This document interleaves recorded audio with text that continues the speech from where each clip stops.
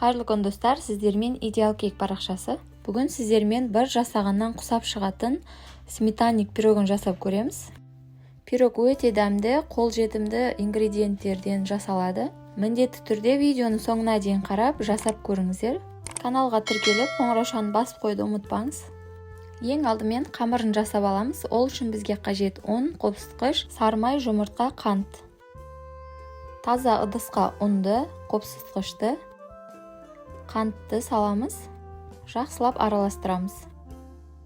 Үстінен майдалап туралған сары майымызды салып, қолымызбен осылай үгітіп шығамыз. Сары май мен ұнымыз жақсылап араласу керек бір-біріне. Орысша айтқанда крошкалар шығу керек.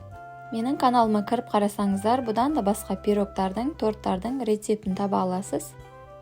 Ұнымыз дайын болды. Үстінен жұмыртқамызды салып, тағы да жақсылап қолымызбен араластырып, біріктіріп аламыз.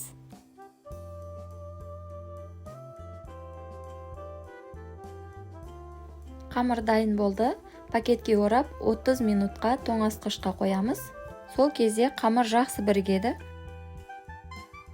30 минут өткеннен соң формасын дайындап алдым. Диаметрі 24 сантиметрлік кальцоны фольгамен жақсылап орап алдым. Тоңазытқыштан қамырды алып, екі бөлікке бөлеміз, және де бір бөлігін астына жақсылап жайып шығамыз. Бір тегіс жұқа етіп жайыңыздар. Астыңғы бөлігі дайын болды. Енді қалған жарты қамырды жандарына бортикеларын жасап аламыз. Стаканның көмегімен осылай басып шықсаңыздар, одан да жұқа тегіс болып оңай жайылады.